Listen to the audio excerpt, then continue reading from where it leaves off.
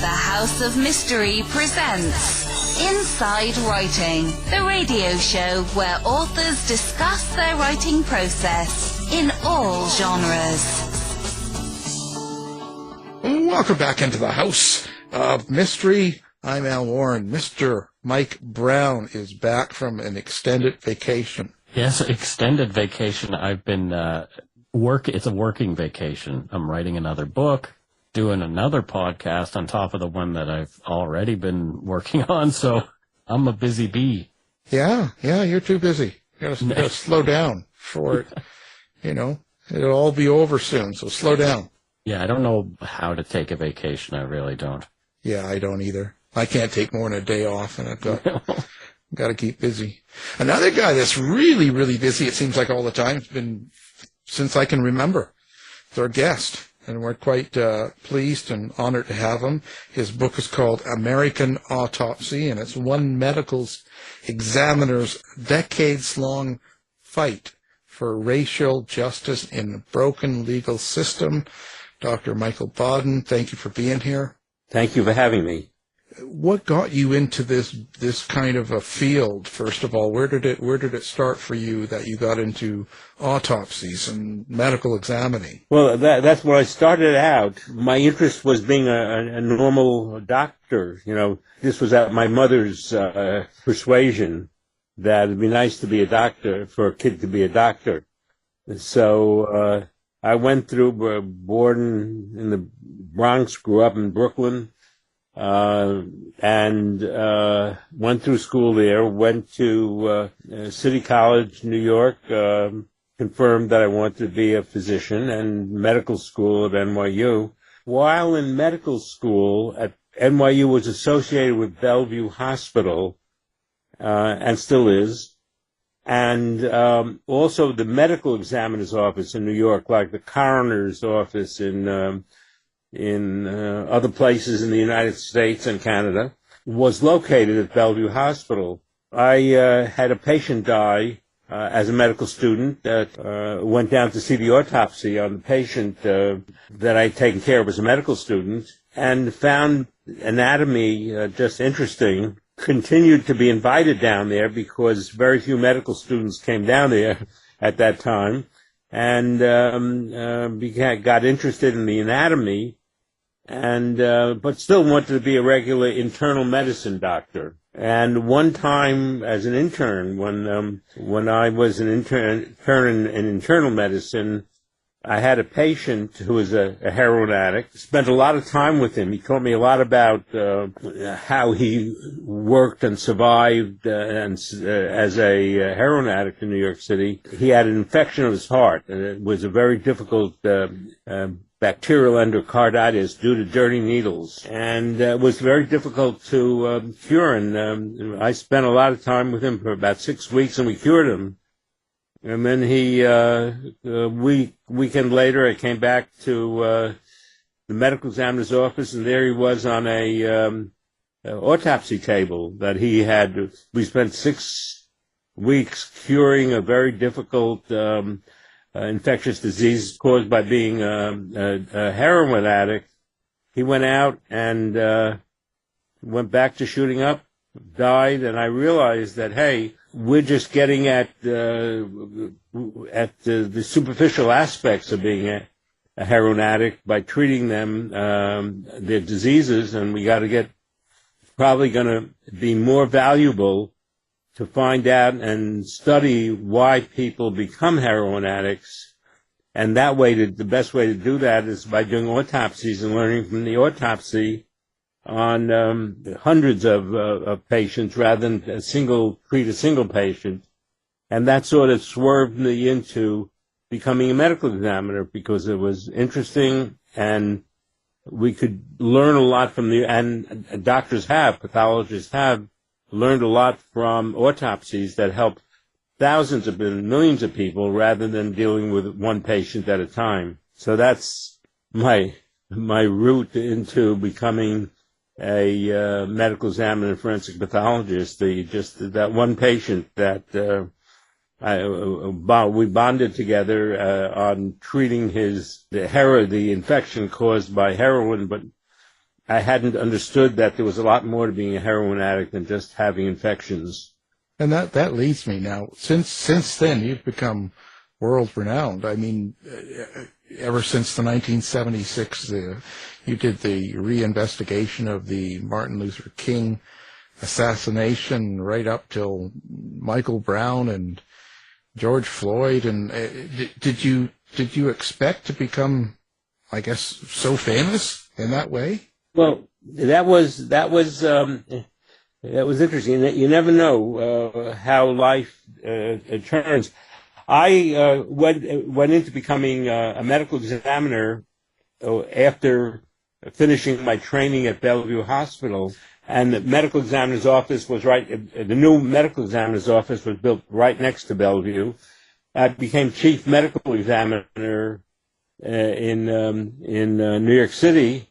That goes back to 1978. And one of the first persons who died there was a fellow named Arthur Miller. Arthur Miller was a Brooklyn businessman, a black businessman who was a community activist. And he comes home one day, one late afternoon, and there's a crowd of people in the neighborhood surrounding two police officers who were having an argument with his brother. Apparently, Arthur Miller's brother was removing trash from the building improperly. Two police officers come over. There's a lot of the community starts pressing in on the police. Arthur Miller comes, holds his arms up, and says to the crowd to stop, that he's there, he'll take care of it. And the police see that he has a gun.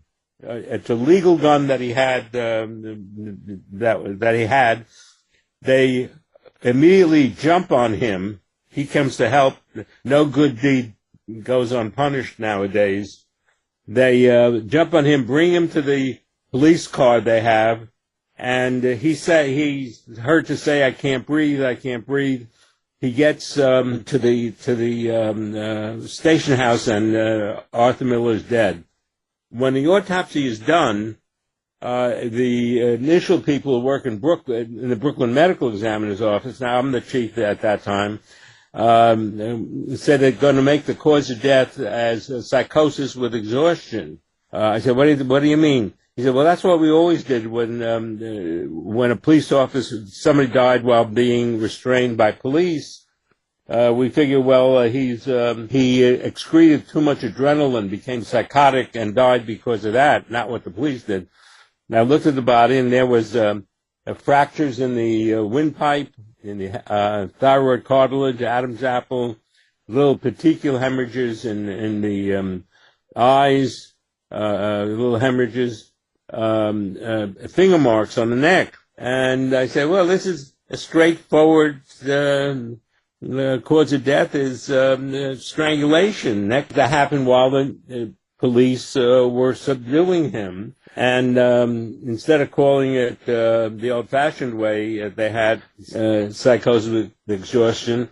I had we said neck compression, homicide caused by the police. Well, Mayer got a lot of kickback from the police that I wasn't a team player and I shouldn't blame the police on that, even though clearly from a medical examiner's point of view that was the way he died. Ed Koch was the mayor then, demoted me to deputy chief medical examiner.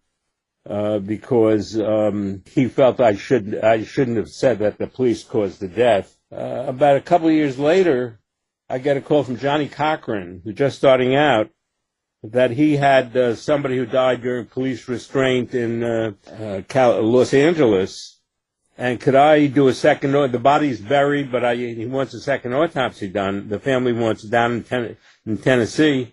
And I said, yeah, why'd you call me? He said, well, he read about my being demoted by Koch because I disagreed with the police on what the cause of death was. And he was concerned about this person, Ron Settles, who was out in Los Angeles. and they shipped the body over. So they shipped the body over, and I did the autopsy. I met Johnny Cochran. I had met Ben Crump on another case while I was chief, and that started their interest in me as a person they called on often when there were deaths of people in police custody, many of whom became publicly noted. Eric Garner in New York, Anderson kid who died in Florida, and that was one reason why suddenly people started calling me from outside of New York City to do cases, and they felt that I was not just part of the establishment. And unfortunately, doctors should be independent, but they often consider themselves team players, that the police and the prosecutor and the medical examiners work together as a team to get the bad guys, and they expect the medical examiner to go along with it and to agree with whatever the police and the prosecutor decide. And that's why you get so many cases now. In fact, now, instead of psychosis with exhaustion, there are a whole lot of other diagnoses like excited delirium that many of my colleagues, medical examiners, use, which is just a junk science thing, just like psychosis with exhaustion was junk science, made to cover up kind of the excessive use of force by the police officers that sometimes lead to death. You've heard the term before, Alan? Yeah. I just was thinking about that, and I can't help but thinking that it's almost become political in a sense. It is political, absolutely. It just says psychosis with exhaustion. It isn't the fault of the police officer who's restraining the guy. George Floyd, they brought that up with at the time. And the guy Prude up in Rochester, New York, who was also naked running around the streets, and when he was restrained just a couple of years ago, died because he couldn't breathe. They say they can't breathe and they can't breathe, but and then when they die, it's called excited delirium, which indicates that he got so excited that his adrenal glands made too much adrenaline, and he died from too much adrenaline. It was his fault, and it had nothing to do with what the police did to him. And I think that's just a bad diagnosis that's widely used now by some medical examiners and coroners that increase the kind of social divisions that develop when unnecessary deaths occur, often with black and brown people. Do you think that those diagnoses are is it intentional is it due to an unconscious bias, or is there like a real cover-up happening, do you think? I mean, that's speculating. Well, no, I think that I see what you said. These are the diagnoses that are welcomed by police and prosecutors and the team players, the medical examiners. The thing about a restraint, see, there's an out here, is that when somebody dies because usually it's because it's an individual who's high on drugs or not taking their schizophrenic medication. They're acting bizarrely. They're running around naked, and they're disturbing the neighbors. The police come. They don't respond to demands that the police have to behave themselves. So they are told to they're going to take them into the precinct house, told to put their hands behind their back so they can handcuff them. And they refuse. They may yet not even understand the orders that they're given. They're taken to the ground, put on their bellies so they can get their hands behind them and put their wrists together to get the handcuffs on. In order to do that, they got to put pressure on the back. This is prone back pressure, and that prevents us from breathing. the one thing you learn doing autopsies, we have a very thin muscle between our lungs and the chest and the abdomen called the diaphragms. The diaphragm's about less than a quarter of an inch thick, but they go up and down in order for us to breathe. They when they go up, the lungs are compressed and we breathe out, and when we inhale is because they go down. So while I'm talking with you right now, our diaphragms are going up and down 15 times a minute.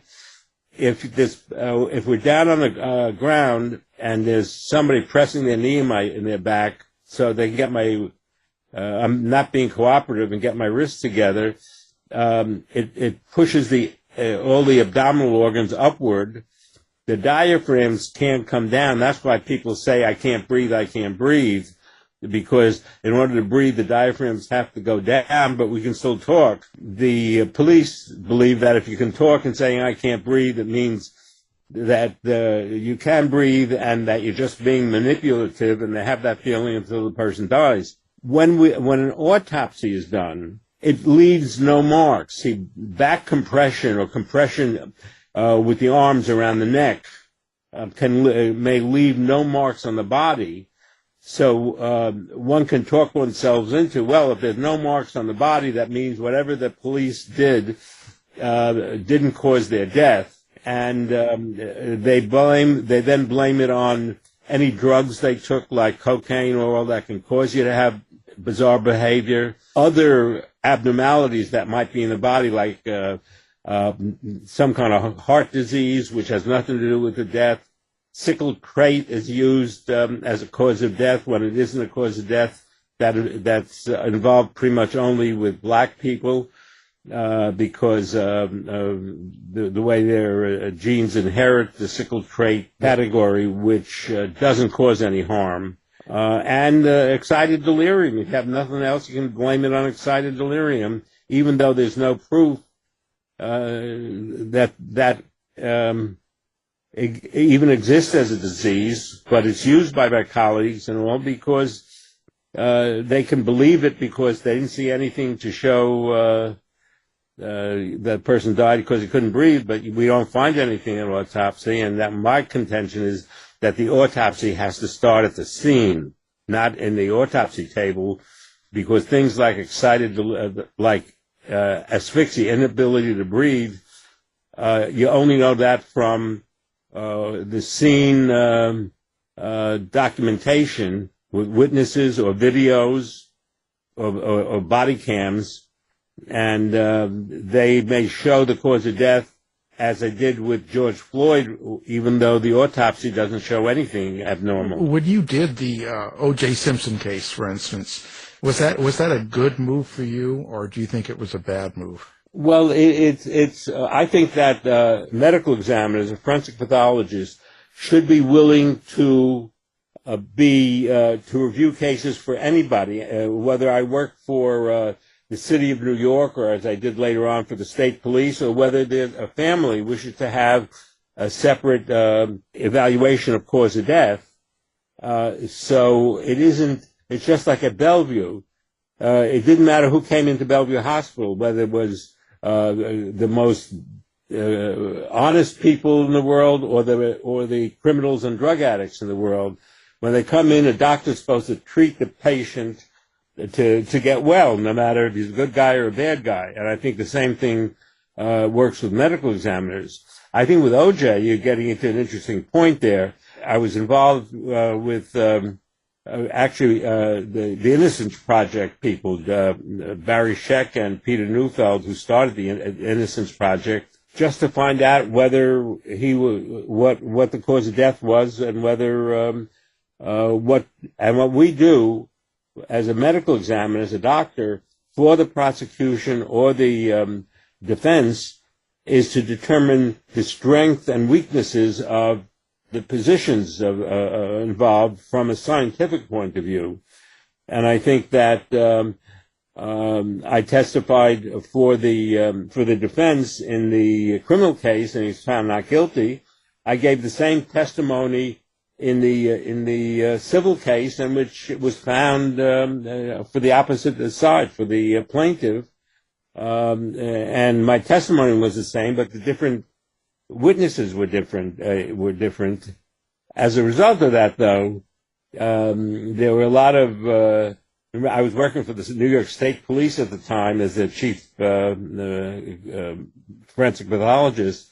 There were a lot of the state police who were upset at my working for the defense, and there were other lawyers around who were pleased that there was somebody around who would say it the way it is, even if he gets fired from his job by the mayor, on that. And that's really how I met some of the people, as I said, like Johnny Cochran and Ben Crump in the civil rights area. Well, yeah, and you should be able to speak the mind. It's science, right? You should be able to say what you know from your knowledge. It shouldn't be so political. For either side.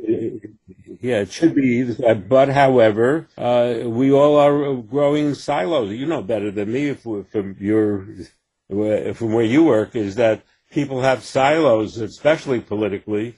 My guy, right or wrong.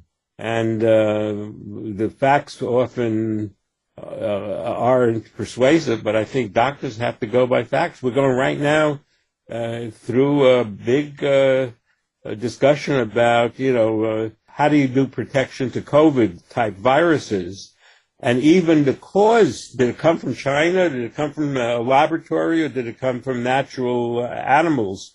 And even doctors and scientists are getting into political silos on those accounts. So our world is changing rapidly, but I'm still, from the old-fashioned world where doctors are supposed to be independent physicians, scientists who help people get better regardless of their politics, and try to use our expertise for everybody, not just for people who think like us. So what do you hope people get out of your book, like when they take it home and read it? What is it you were hoping? Yeah, the book goes through about 20 cases, my personal cases I've been involved with, testifying. All you mentioned things like Martin Luther King, and also John F. Kennedy. I was asked to review his death for the Congress.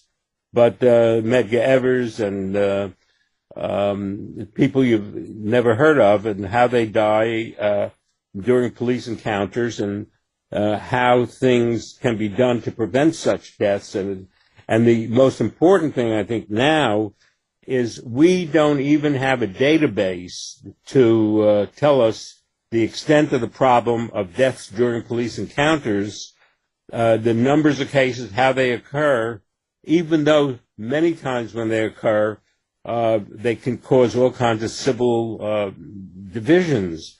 The last one, Tyree Nichols, has caused a lot of fuss. So did George Floyd, and Black Lives Matter. Well, in between, now 2 years between them, there have been about 4,000 deaths estimated between police encounters in the U.S. Some of them, like the shooting cases, get collected by newspapers because it's easy to get police shooting deaths from death certificates. But the cases like George Floyd and Eric Garner in New York, who died during back compression, or Tyree Nichols, would not normally be picked up by death certificates because they get disguised in names like excited delirium, undetermined drugs, when they are police effects. And we have to have some national database where all these cases get reported. Any death during a police encounter gets reported to a central, federal, national body. Congress set this up in 2013, but it was voluntary, and the police departments don't cooperate. They're not submitting their cases to it. There has to be a mandatory kind of submission.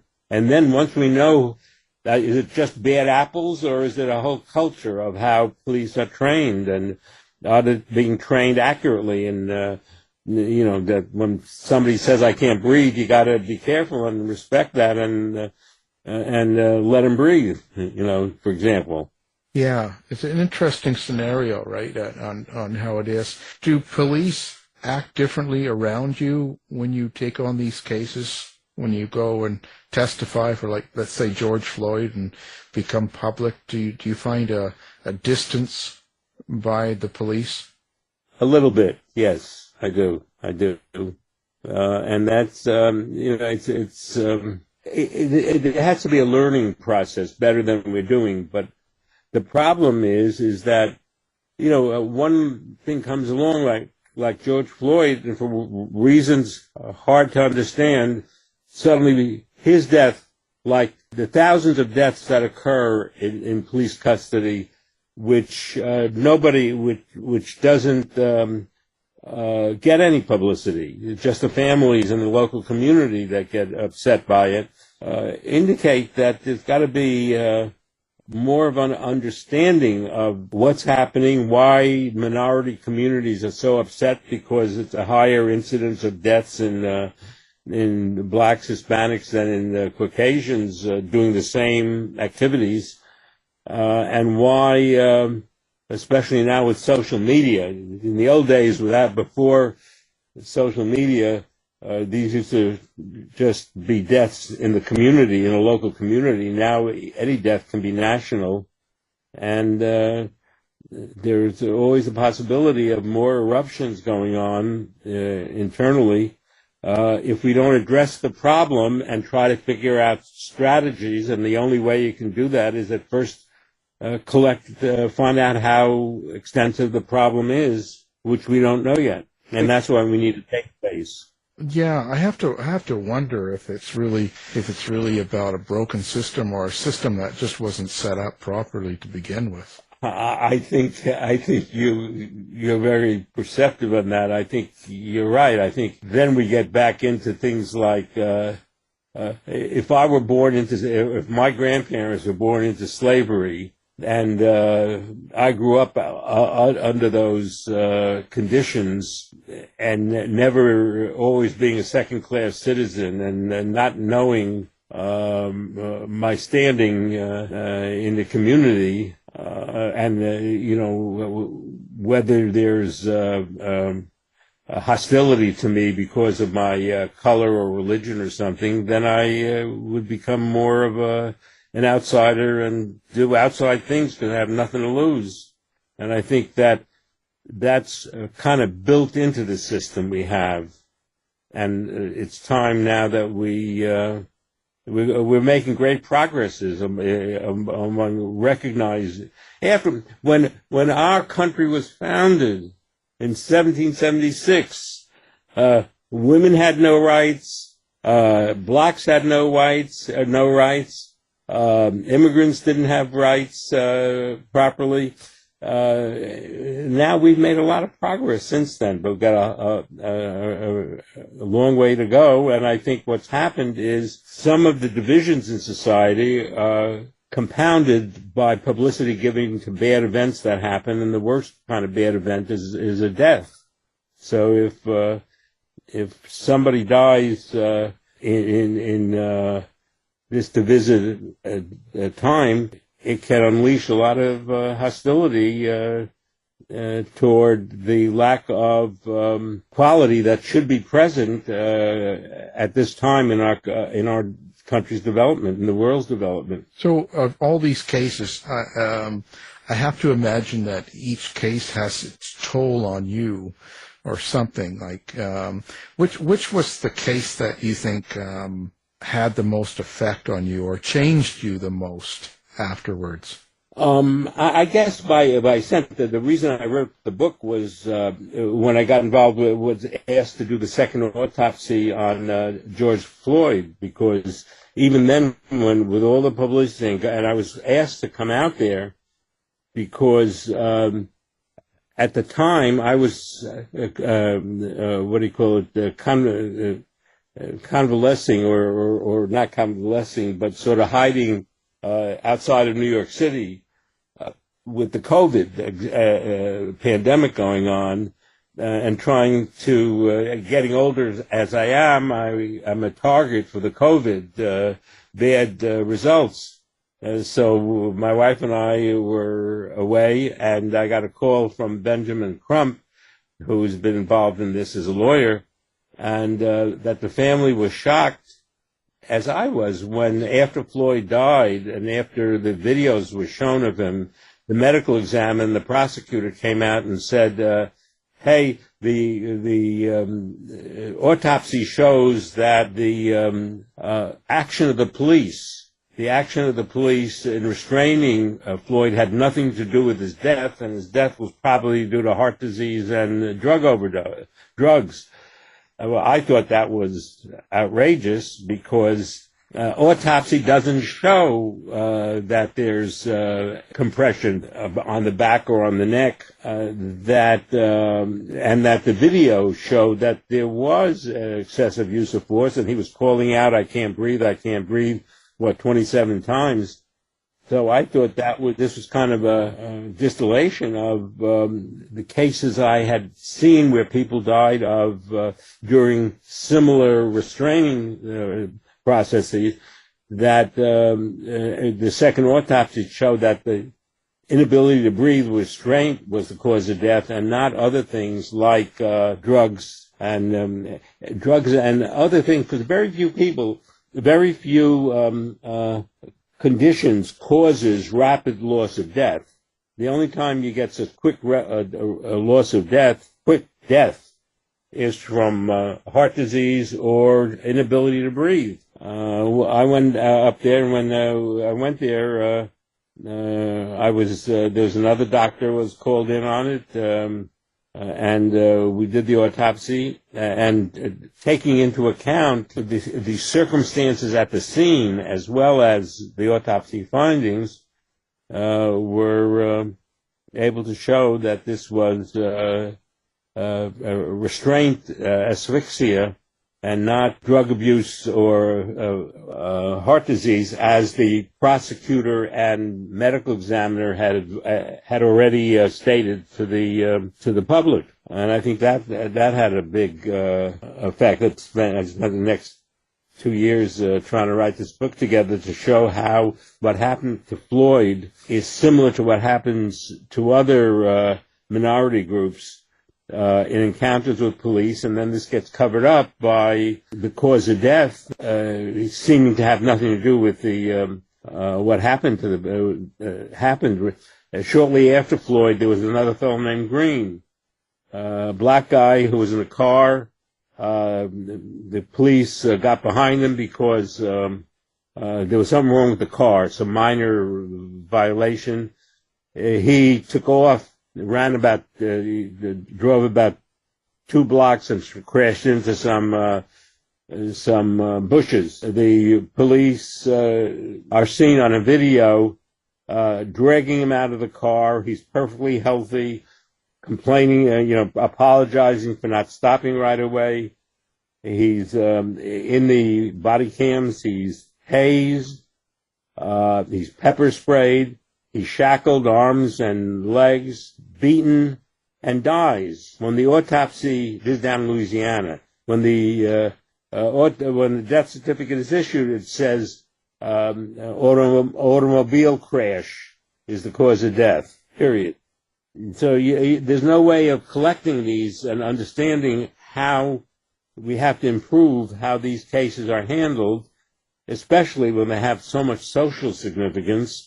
And that's why I think that we have to have, in my writing the book, in part to show that we have to develop strategies to prevent deaths. And first, we've got to start with a database that accounts for how many people die in the police encounters, so that police can improve and the communities can feel better. So did you foresee this career happening for you when Ed Koch had you demoted back there in the 70s?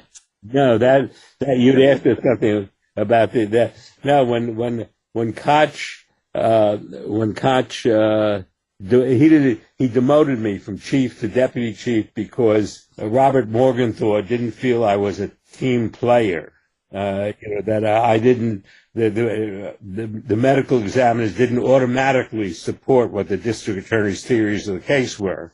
Like we wouldn't say that a person was stabbed and raped when the person was only stabbed and not raped. The rape made it in some cases a lot better case to present to a jury, even though it wasn't true.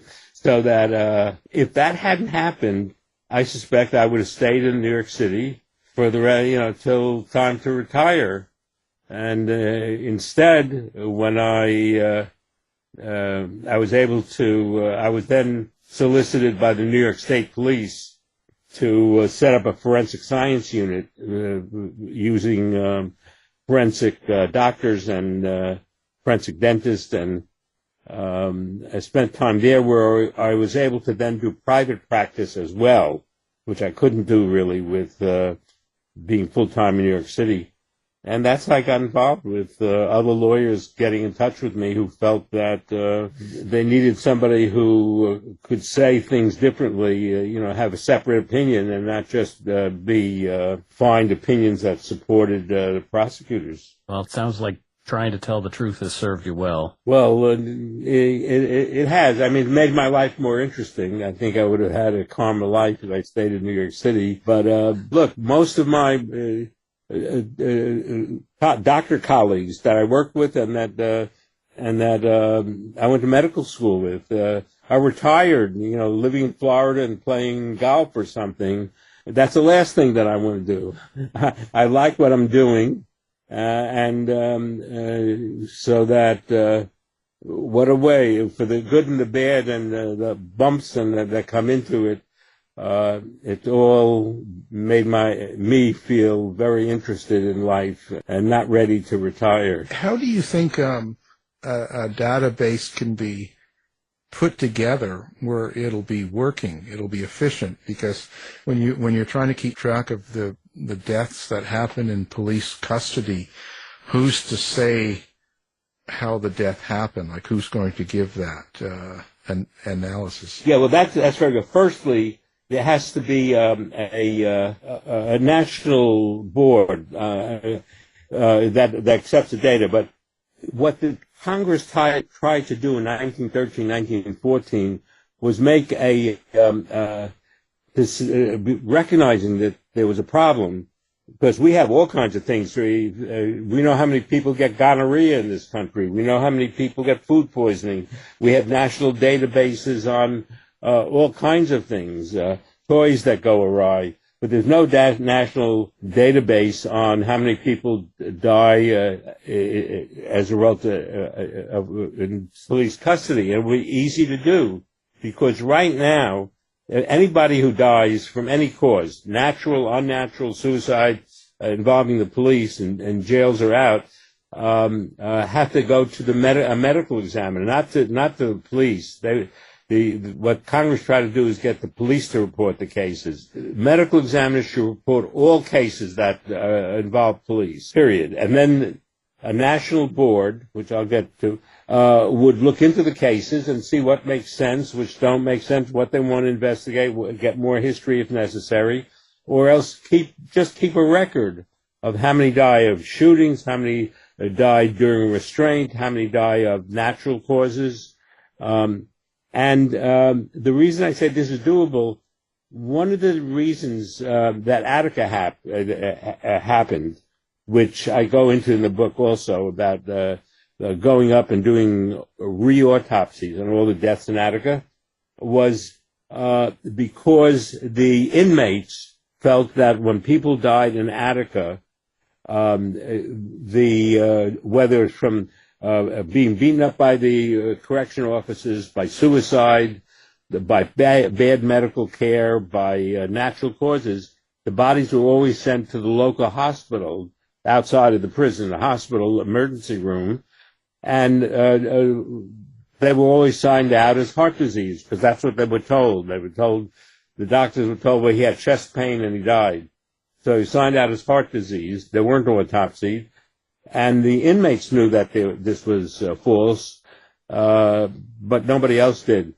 So I was pulled up to go to Attica. to do reautopsies and on the deaths after the prison was retaken. Afterwards, I was asked about how to prevent it, and I was dealing with a congressman, John Dunn, actually, who was in charge of the prison subcommittee for the state senate, and who was very interested in prisons around the state. And he decided that the best way to do this would establish a 5-member board, a sheriff, a psychiatrist, a community worker, a lawyer, and a forensic pathologist to look at every death that occurred in all the prison states and lockups in New York State to see which ones were preventable, for example. But in order to do that, we had to look at all of them. Now, in those days, there were about 300 deaths a year in the prisons, jails, and lockups in New York State. And that's a doable number. You know, we would meet once every 2 months or so, go through the cases. Most people died of natural causes. There were a lot of suicides. We made recommendations how to prevent suicides. Once we knew the number, the easiest thing was done is that when we looked at the suicide, the leading cause of death at that time in the 1970s in these jails and lockups was hanging suicide in the John, because otherwise they were observed. They went into take a shower and they'd be able to hang themselves. We just told them that they had to put breakable bars on for the shower curtains, so to try to hang themselves with nobody around, it would break. They'd fall to the ground. That limited suicides tremendously. They don't have any guns. They don't have any ways of otherwise committing suicide. So that immediately to this day has diminished the number of hanging suicides that had occurred prior back in the 70s.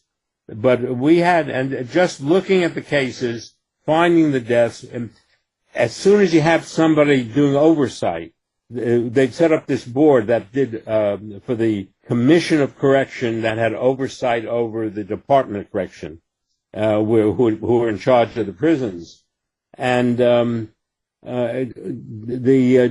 just setting up an oversight immediately causes people, we found, to be more careful. They know somebody's going to be looking at what's going on. That has dramatically cut down the number of deaths that occur in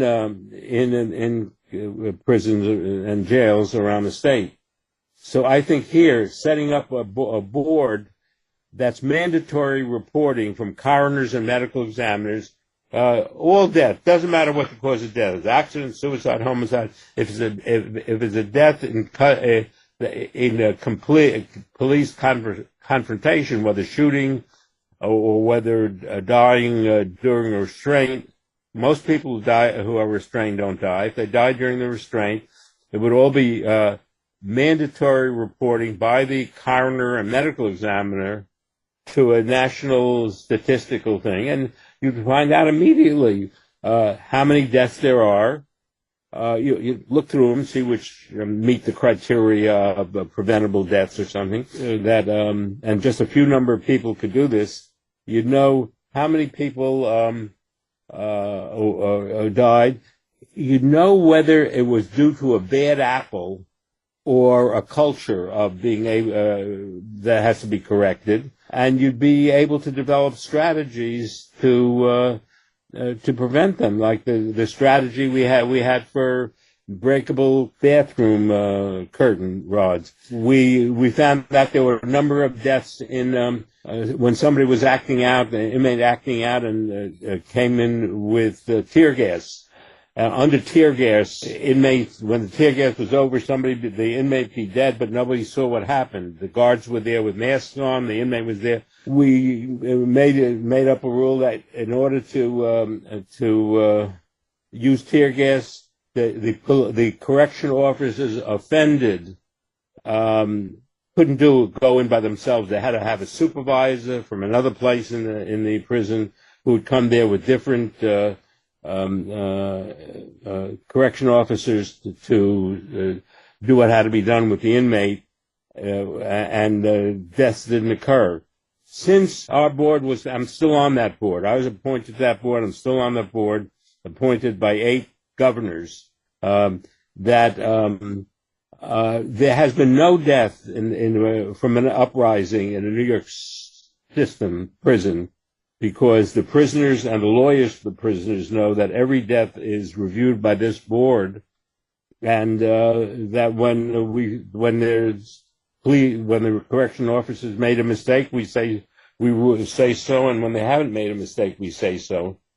And I think just having some kind of commission like that, some kind of a place where all these deaths have to be reported, will make police and prosecutors and medical examiners aware that everything is being reviewed outside of their system. It's one thing in a county, everybody may help each other, but there'll be a different system that looks at it and makes recommendations. And I think that's certainly a way to begin. Sounds good, and I hope it works out. Our guest, Dr. Michael M. Baden, his book is out now, American Autopsy. Of course, it's at all bookstores and Amazon, and you can even find it on our website, just one click.